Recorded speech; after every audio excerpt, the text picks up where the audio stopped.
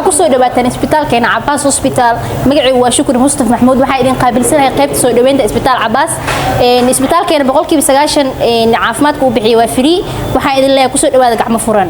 iyo isbitaal Cabaas. Assalaamu alaykum wa rahmatullahi magaciisu waa Ashrafo waxaan qaabilsanahay qaybta farmashiga ee Cabaas Hospital waxa idin haynaa daawo tayo leh soo dhawaada Cabaas Hospital. Assalaamu alaykum wa rahmatullahi wa barakaatuh magaciisu waa Dr. Bashir Abdulqaadir Ahmed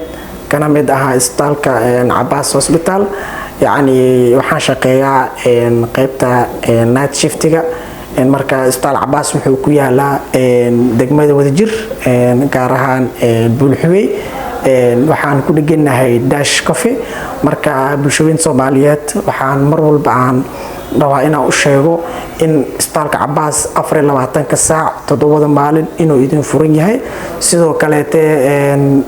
isbitaal Cabaas waxa uu leeyahay xarumo kala duwan hadii ay tahay xarunta Cabaas Collection hadii ay tahay Cabaas Hair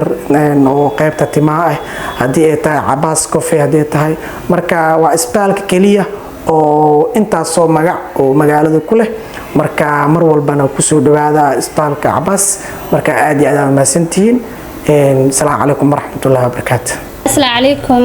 waan salaam dhamaan team Cabaas Hospital anigoo magacayga ah Sahra Ali Cusmaan kana hoos gasha Cabaas Hospital oo qaabilsan nursingka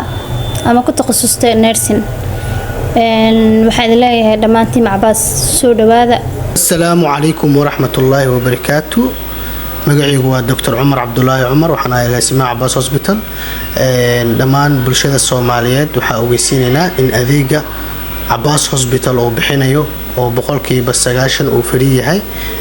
dhamaan waxa way bulshada waxay gadan doonaan oo kaliya daawada dhakhtarka aragtidiisa iyo baaritaanada free buu yahay adeegyada la sameyn doono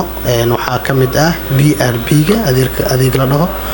waxyaabo la sameyn doono kaliya waxa kamid ah gudinka wiilasha waxyaabo la sameyn doono waxa kamid ah la socoshada hooyooyinka uurka leh dhamaan maxay cudurrada guud wax walba oo maxay ku saabsan caafimaadka maxay dhamaan hospitaalku uu qabanay adeeg walba caafimaad ah fadlan ku soo dhawaada Cabaas Hospital. Assalaamu alaykum warahmatullahi wabarakatuh.